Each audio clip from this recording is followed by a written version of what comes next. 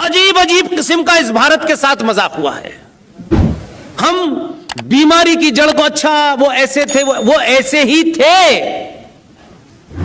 इसलिए आप जब बात अपने डिस्कोर्स में करते हैं तो आप कोशिश करते हैं कि हमारे आसपास भी कोई बात ऐसी न कहे। तो आपने एक नया शब्द निकाल लिया है।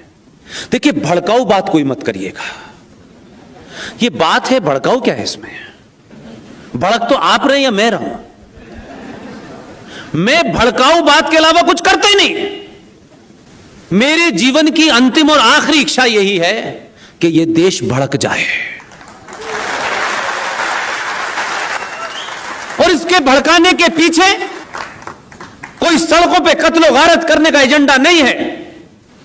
यह सिर्फ भड़काने की प्रक्रिया इतनी ही भर है कि आपको कोई चौराहे पे करोड़ों की भीड़ हो, 10 लोग खड़े हों, आपके अंदर इतना पुरुषार्थ जागृत हो कि आप सच कहने से कभी डरे ना हो। सच किसी को बुरा लगता हो, कल लगता हो तो अभी लग जाए। ये जो आपको बाईपास करने की आदत है कि इधर के इलाके में छोटे भाई का पजामा बड़े भाई का कुर्ता वाले रहते हैं, इधर से नहीं जाएंगे, इधर रास्ता बदल लेंगे, कभी उधर रास्ता बदल लेंगे। आप अगर अपने अंदर पूर्ण विश्वास है तो रास्ता वो बदलें, आप न बदलें। कि समय आ गया है कि आपको बातों का जवाब बातों से और बंदूक का जवाब बंदूक से देना है। क्योंकि यह नहीं हो सकता कि कोई हमारा कत्ल करे और हम उसके सामने मंत्रों को उच्चारण करें कि सन 75 में तुम्हारे पिताजी हमारे दोस्त थे, हमारे पिताजी और हमारे दादा के बीच में बड़े अच्छे संबंध थे और हम तो भाई भाई हैं। इसलिए 2002 के नायक को आपने प्रधानमंत्री बनाया, इसलिए बनाया। और यह सच्चाई है, जो ताली ना भी बजाएं, मुझे उनका भी पता है कि सच तो यही है। हम कोई विकास वीर सिंह चौहान को नहीं ढूंढ रहे थे कि विकास कहां हुआ है। ये विकास की कहानी राजनीतिक तो हो सकती है, विकास में कोई वोट देता नहीं है। ये राजनीतिक जुमला अच्छा है, क्योंकि राजनीति में इन बातों को इसलिए कहना अच्छा होता है कि बहुत सारी बातें वो लोग नहीं कह सकते जो वोट मांगते हैं। इसलिए उनको यह कहना कि विकास भारत के लोगों को भा गया है। भारत के लोगों को विकास तभी चाहिए जब तक विकास वीर सिंह चौहान सुरक्षित है। और इसी का बदलाव और दबाव देखिए। पार्टी वार्टी कौन है मैं उसको नहीं जानता, ये तो एक सिंबल के तौर पे है। ये पार्टी तो पहले भी थी, तो 14 में ही ज्ञान प्राप्त हो गया था क्या? सब सूरमा ही पैदा हुए हैं। इसमें तो ऐसे भी लोग थे कि 2014 पैदा ना हो उसके लिए हवन करा रहे थे। लेकिन आपने भी जिद कर रखी है कि 2083 दिए, अब 303 दिए। दुनिया डर गई है कि 2024 में क्या होने वाला है। इसलिए सत्ताओं का बदलाव, यह बदलाव नहीं है, ये आपके बदलने के कारण सत्ताओं के ऊपर एक दबाव है। इसलिए मैंने कहा कि जिनकी गिनती 20 से 22 करोड़ है, उन्होंने कभी यह लालसा और इच्छा नहीं पाली कि हम एक दिन पार्लियामेंट में 300 आएंगे फिर हम कुछ करेंगे।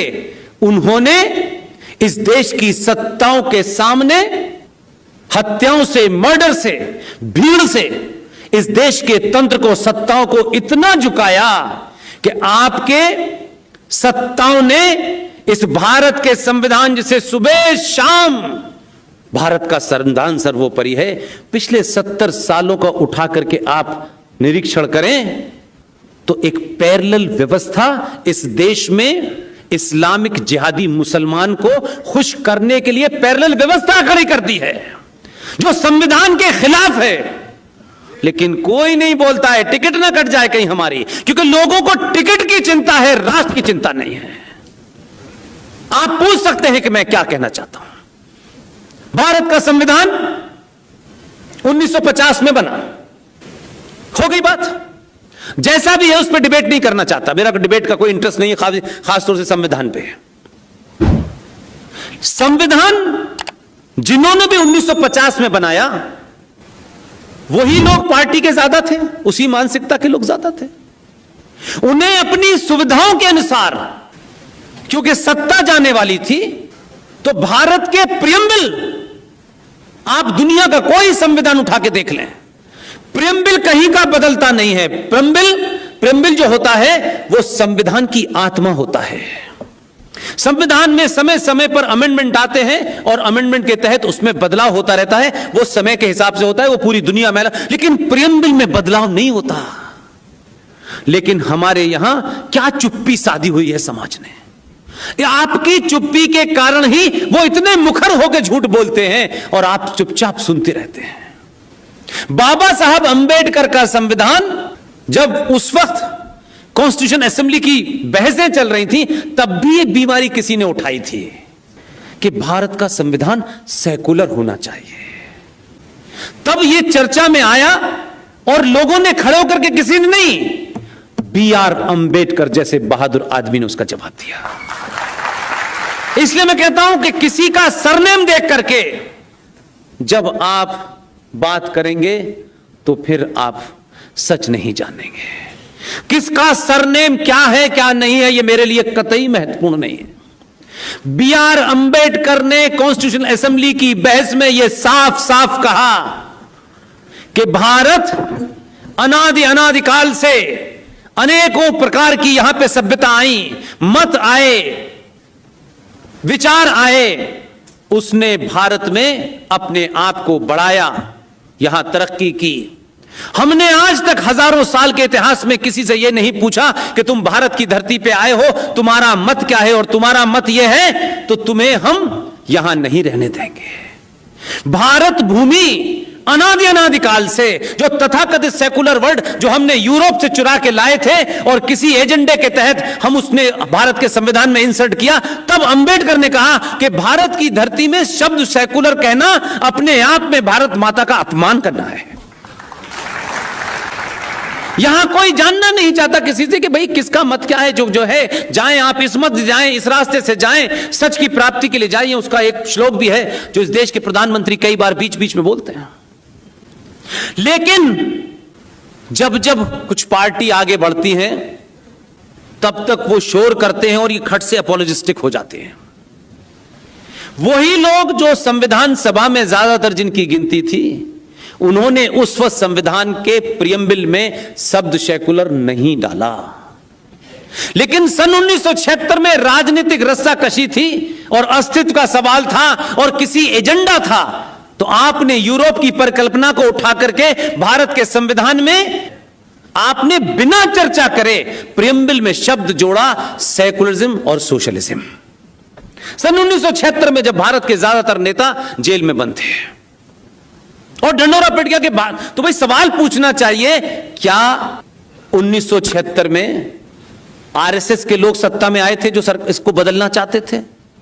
लेकिन ये सत्ता के नजदीक पहुंचते हैं, वो कहते हैं ये संविधान बदल देंगे, ये संविधान और ये बेचारे पीछे चले जाते हैं। उन्होंने 25 साल के अंदर अंबेडकर के संविधान में अमेंडमेंट करके सेकुलरिज्म डाल दिया। लेकिन आपके पूर्वजों ने क्या काम किया है जिससे आपका महाराष्ट्र जुड़ा हुआ है? इसलिए विजनरी लोग कभी इसकी चिंता नहीं करते कि मेरे रहते रहते मुझे एमपी क्यों नहीं बनाया, राज्यसभा में क्यों नहीं भेजा, मुझे वो पद क्यों नहीं भेजा। अगर ये मन में है, आप लड़ाई पॉलिटिक्स करें, लड़ें, एमपी बने, वो आपकी इच्छा है, उस पर कोई बुराई नहीं है। लेकिन अगर सारा समाज ये सोचने लगेगा तो सच बोलेगा कौन? इसलिए अंबेडकर ने और डॉक्टर राजेंद्र प्रसाद ने इतना बड़ा काम किया, इसकी चर्चा में सड़क सड़क करता हूं, गली गली करता हूं। जितनी मेरी हैसियत है उस हैसियत के हिसाब से पूरी कोशिश करता हूं। और सबसे कहता हूं कि इसमें जरूरी नहीं है कि मैं आपसे मिलने आया था ये किसी को पता चले। मैं आपको ये तथ्य देने आया हूं, उसे देख लीजिए, पढ़ लीजिए, बस इतना ही कर दीजिए। मैं कुछ भी आपसे नहीं चाहता। अगर आप मुझसे पूछते हैं, मेरा सम्मान करते हैं तो। इसलिए ऐसी ही 3-4 मुहिम को लेकर के हमारी टीम लड़ी। हमारा कोई दूर दूर तक उस फंक्शन का होने में भी हम नहीं जाते। हमको जो आत्मसंतुष्टि बैठ के कमरे में देखना होता है कि जो हमने मुहिम चलाई थी वो देखो आज इंडिया गेट पे हो रही है, हम इस पे खुश रहते हैं। और वही हमारी संतुष्टि का कारण है, और इसलिए हम कभी विचलित नहीं होते, ये कर दिया वो कर दिया, हमें ये नहीं मिला, ये थॉट ही नहीं।